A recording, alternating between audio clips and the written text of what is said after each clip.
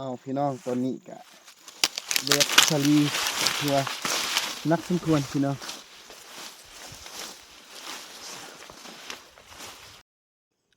เอาเนาะพี่น้องตอนนี้กะได้เบรกไม้ฮอดอยู่ในเหล่าชาลีกันแล้วพี่น้องเนาะเบรกมาปะนี่กะอยู่ในซองเป่าพี่น้องเพราะว่าฮอบเมื่อกี้เนาะตอนทำอิฐเฮากับ่ได้ถ่ายให้พี่น้องเฮาได้เบิ่งเอาเนาะพี่น้องตอนนี้อาหารการกินของเฮาก็ถือว่าสำเร็จเรียบร้อยแล้วเนาะพร้อมที่จะกินข้าวพี่น้อง อาหารการกินกะบ่มีอย่างไรพี่น้องเนาะอันนี้ก็คือต้มมี่แล้วก็ซุปหน่อไม้พี่น้องนะอาหารของคนบ้านนอกอะสิประมาณนี้พี่น้องเนาะตอนนี้เนาะพี่น้องแผงก็ได้โต่งน้ำเป็นที่เรียบร้อยแล้วเนาะแต่มันก็ยังบ่ทันได้เต็มเทื่อก็สิให้พี่น้องเฮาได้เบิ่งเนาะการดำรงชีวิตอยู่ในชนบทลาวพี่น้องอันนี้ก็คือเนาะพี่น้องวิธีการบรรทุกสาลีโดยรถจักรหรือว่ารถมอเตอร์ไซค์พี่น้องเนาะกะสิประมาณนี้นะบรรทุกใดภายในซองเป่าพี่น้อง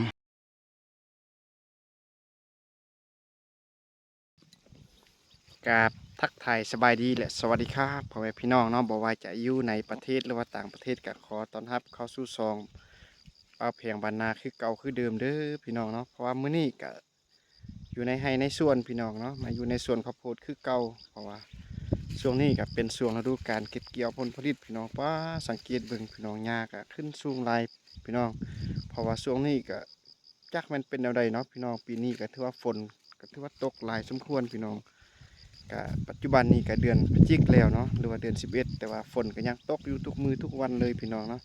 คือมื้อวานมื้อซื่นมื้อที่ผ่านมาหั่นก็ยังมีฝนตก2-3มื้อเนาะเขาก็ยอมการไปเวียกไปมาก็ค่อนข้างลำบากพี่น้องเนาะเฮ็ดให้หญ้าอยู่ในสวนในไร่ก็ขึ้นสูงหลายพี่น้องตอนนี้ก็สิให้พี่น้องเฮาได้เบิ่งเนาะการเก็บเกี่ยวผลผลิตพี่น้องเพราะว่าการเก็บเกี่ยวก็ค่อนข้างยากเพราะว่ามันใกล้ยามแล้วเนาะปกติก็เขาก็เริ่มฮักในเดือนเก่าพี่น้องหรือว่าเดือนกันยาเนาะ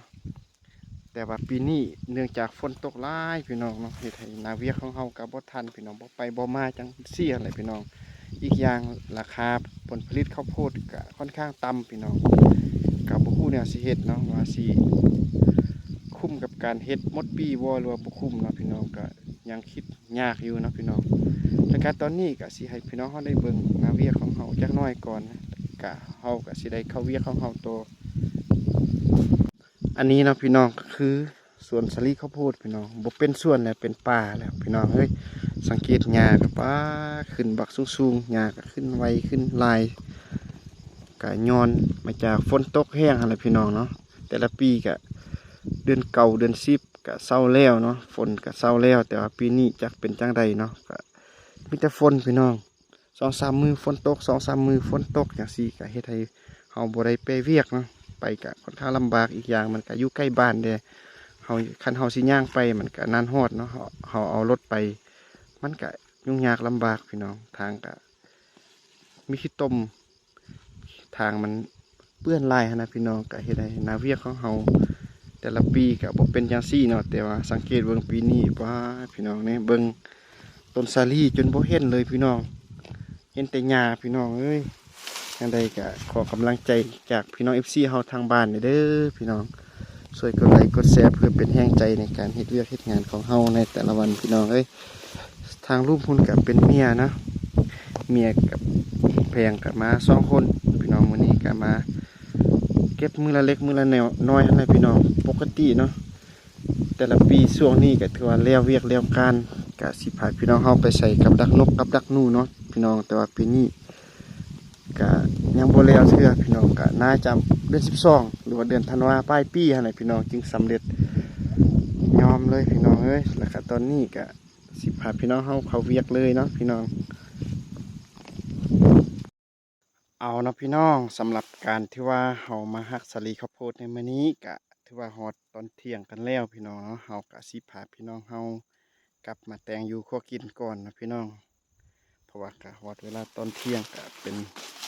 เฮาก็สิ กินข้าวกินน้ำพี่น้องเนาะแต่ว่าก่อนสิกลับเฮากะอาสิพาพี่น้องเฮามาแบกสลิข้าวโพดอีกเป่าหนึ่งพี่น้องเพราะว่าเฮากะหักก็ได้อยู่ใน7-6-7 เป่าพี่น้องเนาะ แล้วก็ตอนนี้เฮาก็สิพาพี่น้องเฮาไปซอกเบิ่งเป่าที่ว่าเฮาใส่สาลีข้าวโพดเนาะพี่น้องแล้วเฮาก็สิพาพี่น้องเฮาแบกไปใส่อยู่ในเหล้าสาลีพี่น้องบ่ฮู้ว่าอยู่แถวใดเนาะลืมยามันติดโพดพี่น้องนี่ก็อยู่แถวนี้พี่น้อง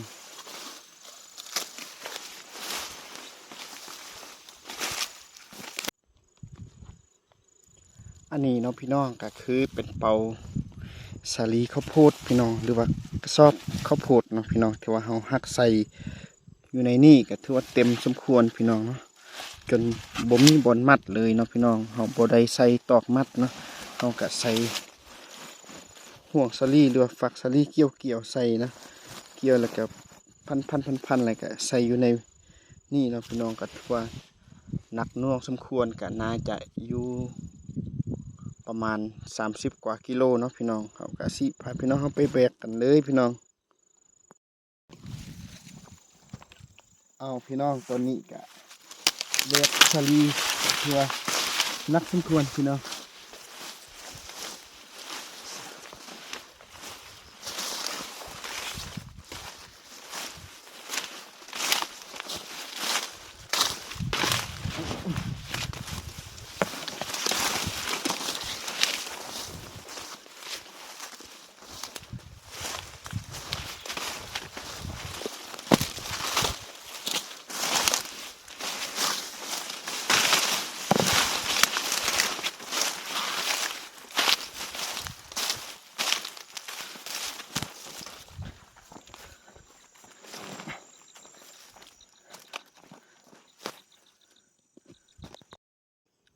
เอาเนาะพี่น้องตอนนี้ก็ได้แบกไม้ฮอดอยู่ในเหล่าสาลีกันแล้วพี่น้องเนาะแบกมาปะนี่ก็อยู่ในซองเป่าพี่น้องเพราะว่าหอบเมื่อกี้เนาะตอนทำอิฐเฮากับบ่ได้ถ่ายให้พี่น้องเฮาได้เบิ่งก็มีแต่เป่าที่ซองเนาะจึงได้ถ่ายให้พี่น้องเฮาได้เบิ่งพี่น้องก็ถือว่าสำเร็จซองเป่าพี่น้องแล้วก็ตอนนี้ก็สิให้พี่น้องเฮาได้เบิ่งบอนแต่งอยู่โคกินพี่น้องเพราะว่าเมียก็กำลังดังไฟพี่น้องเพื่อสิแต่งกินตอนเที่ยงไฟก็กำลังขึ้นพี่น้องเอ้ยยังบ่ขึ้นแหงปานใดเพราะว่าเฮาก็กลับพร้อมกันเนาะพี่น้องหลังจากที่ว่าเฮาฮักแล้วเนาะบอนนั่นเฮาก็กลับนํกันพี่น้องเมียก็สิเป็นผู้แต่งกินเนาะพี่น้องส่วนค่อยก็สิลงไปตักน้ำก่อนเนาะบ่มีน้ำใส่น้ำแต่งกินแล้วพี่น้อง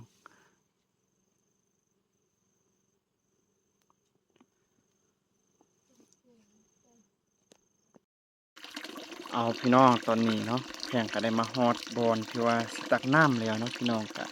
คือเป็นน้ำอยู่ในแคมส่วนพี่น้องน้ำห้วยอยู่ในแคมส่วนเนาะพี่น้องก็เป็นน้ำน้อยๆเนาะเฮาก็ต่อใส่เนาะเพราะว่าแถวนี้มันก็ค่อนข้างบ่ค่อยมีน้ำบอนที่จะใส่พี่น้องเดี๋ยวสิให้พี่น้องเฮาได้เบิ่งเนาะบอนบาวแพงสิตักน้ำสิเป็นจังใดก็สิให้พี่น้องเฮาได้เบิ่งนํกันเลยพี่น้องที่นี่เนาะพี่น้องก็คือเป็นห้วยน้ำเนาะห้วยน้ำน้อยๆที่มันออกอยู่แคมส่วนพี่น้องอยู่เทิงอะไรเนาะพี่น้องดินมันเจือนแล้วก็มันมีน้ำออกมาน้อยนึงเนาะไหลลงมาเนาะเฮาก็ได้ต่อแบบน้ำลิ้นพี่น้องเนาะก็สังเกตเบิ่งง่ายๆน้ำกันพี่น้องนี่ก็ไหลลงมาแบบน้อยๆพี่น้องเฮาก็ได้ต่อใส่จังซี่พี่น้องนี่เดี๋ยวเฮาสิเอาตุกน้ำดื่มเนาะมาตรงใส่กันเลยพี่น้องตอนนี้เนาะพี่น้องแผงก็ได้ตรงน้ำเป็นที่เรียบร้อยแล้วเนาะแต่มันก็ยังบ่ทันได้เต็มเทื่อก็สิให้พี่น้องเฮาได้เบิ่งเนาะการดำรงชีวิตอยู่ในชนบทลาวพี่น้องการอาศัยแบบธรรมชาติอยู่พี่น้องเนาะ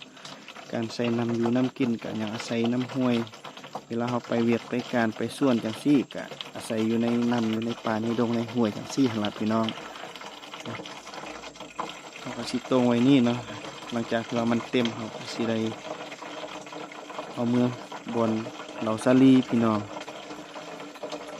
ก็รอทาเบิ่งน้ำกันเด้อพี่น้องเนาะกว่ามันสิเต็มก็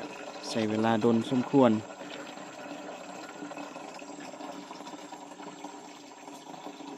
แถวนี้มันก็นำกะไรน้อยๆพี่น้องเนาะนี่ บนเฮาต่อเนาะมันก็ยังน้อยอยู่ก่อนมันสิไหลลงมาเต็มตุกนึงก็ต้องใส่เวลาดนสมควรน่าจะฮอด10นาทีก็น่าจะฮอดอยู่เนาะพี่น้อง10นาทีเอาพี่น้องตอนนี้เนาะการตักน้ำของเฮาก็ถือว่าเต็มตุกเรียบร้อยแล้วเนาะพี่น้องเฮาก็ได้อัดแล้วก็เฮาก็สิได้ใส่อยู่ในถุงนี้เนาะสิเป้ไปบอนที่ว่าเฮาแต่งอยู่พวกกินอยู่ในเหล่าซาลีพี่น้องการใส่น้ำที่ว่าใส่ธรรมชาติกันเด้อพี่น้องเนาะเป็นวิถีชีวิตของคนลาวที่ว่าใส่อยู่ในชนบทพี่น้องก็สำนีก่อนเนาะพี่น้องเฮาก็สิพาพี่น้องเฮากลับก่อนเอาเนาะพี่น้องตอนนี้อาหารการกินของเฮาก็ถือว่าสำเร็จเรียบร้อยแล้วเนาะพร้อมที่จะกินข้าวพี่น้องอาหารการกินก็บ่มีหยังหลายพี่น้องเนาะอันนี้ก็คือต้มมี่แล้วก็ซุปหน่อไม้พี่น้องนะอาหารของคนบ้านนอกก็สิประมาณนี้พี่น้องเนาะแล้วก็ตอนนี้เฮาก็สิขออนุญาตกินข้าวกินน้ำก่อนเด้อพี่น้องหลังจากกินข้าวกินน้ำเฮาก็สิได้ไปเวียกของเฮาต่อพี่น้อง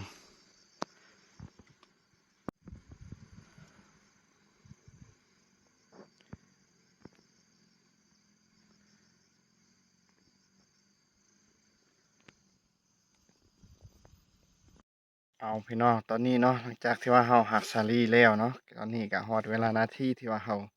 จะขนสาลีที่ว่าเฮาหักอยู่ในสวนเนาะกลับมาใส่อยู่ในเราสาลีพี่น้องมันก็มีอยู่ใน10กว่าเป่าเนาะ11 12เป่าเฮาก็สิพาพี่น้องเฮาไปขนน้ำกันเลยพี่น้องเอาเนาะพี่น้องตอนนี้เฮาก็ได้ขนสาลีข้าวโพดที่ว่าเฮาหักภายในสวนมาปะอยู่ในแคมทางพี่น้องเพื่อจะเอารถจักรของเฮามาขนใส่เนาะพี่น้องแล้วก็ตอนนี้เฮาก็สิเอาเป่ามาใส่อยู่ในรถจักรกันเลยพี่น้องเนาะเป็นจังใดก็รอถามเบิ่งน้ำกันอันนี้ก็คือเนาะพี่น้องวิธีการบรรทุกสาลีโดยรถจักรหรือว่ารถมอเตอร์ไซค์พี่น้องเนาะก็สิประมาณนี้นะบรรทุกใดภายในซองเป่าพี่น้องตอนนี้เฮาก็สิพาพี่น้องเฮาคนไปไว้อยู่ในเราสาลีกันเลยนะพี่น้องเพราะว่าตอนนี้เบิ่งสภาพก็ค่อยคำลงแรงแล้วพี่น้องเนาะตะเวนก็กำลังสิตกดินเฮาก็สิพาพี่น้องเฮาคนฟ้าวกลับพี่น้องยานฝนตกพี่น้องเนาะเบิ่งฟ้ามืดฟ้าครึ้มอยู่ช่วงนี้ป้าฟ้าฝนก็ตกทุกมื้อทุกวันเลยพี่น้องเอาเนาะพี่น้องตอนนี้เฮาก็ได้ทอกสาลีข้าวโพดที่ว่าเฮาหักภายในมื้อนี้ก็ถือว่าสำเร็จเป็นที่เรียบร้อยกันแล้วพี่น้องเนาะก็บ่ได้หลายเนาะมื้อนี้ก็ได้10ปลายเป้าพี่น้องเดี๋ยวสิให้พี่น้องเฮาได้เบิ่งว่าสิได้เฮามาหักนี่ก็ใช้เวลาอยู่ใน3 วันพี่น้องเนาะก็สิให้เบิ่งนํกันว่าสิได้น้อยบ่หรือว่าได้หลายก็สิให้พี่น้องเฮาได้เบิ่งนํกันเลยเนาะพี่น้องอันนี้พี่น้องก็คือผลงานที่ว่าเฮาหักสาลีภายใน3 วันพี่น้องเนาะก็ยังบ่ทันได้หลายปานใดพี่น้องยังโดนเนาะสิเต็มนี่ยังแต่น้อยหนึงซื่อๆเนาะได้แต่40กว่ากระสอบพี่น้องยังบ่ทันได้หักเต็มเม็ดเต็มมือเทื่อเนาะส่วนนี้ก็ค่อนข้างที่ว่ากว้างกว่าส่วนที่ว่าเฮาหักสุดแล้วเนาะพี่น้องเพราะว่าส่วนนี้ก็ปลูกได้อยู่ในใส่ทั้งหมดก็แนวพันธุ์อยู่ใน48 กิโลเนาะพี่น้องก็กว้างน้อยหนึงเนาะกว้างกว่าส่วนนั้นน้อยหนึงแต่บ่ฮู้ว่าผลผลิตมันสิได้น้อยบ่หรือว่าได้หลายก็รอลุ้นเบิ่งตอนจบเนาะพี่น้องตอนสุดท้ายถ้าเบิ่งนำกันพี่น้องในใจแท้ก็อยากให้มันได้หลายอยู่เนาะแต่ว่าเนื่องจากส่วนนี้มันบ่ค่อยงามปานใดพี่น้องมันกว้างอยู่เนาะแต่ดินมันบ่งามผลผลิตก็เลยได้น้อยพี่น้องส่วนฝากนั้นพี่น้องก็คือตะเวนเนาะกำลังสิตกดินเป็นเวลาค่อยค่ำลงแรงเนาะเมียก็กำลังมาเราสลีเพราะว่าเมื่อกี้ข่อยก็ได้แบกคนสลีที่ว่าเฮาหักในมื้อนี้เนาะ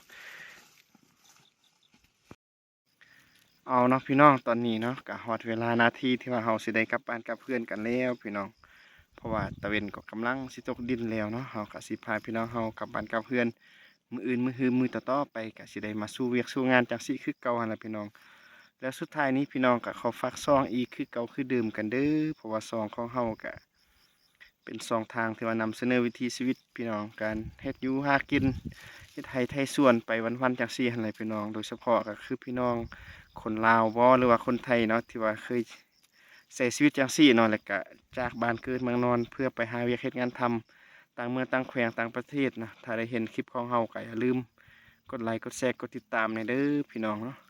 พบกันใหม่อยู่ในคลิปหน้าสำหรับมื้อนี้ก็ต้องขอกล่าวคำว่า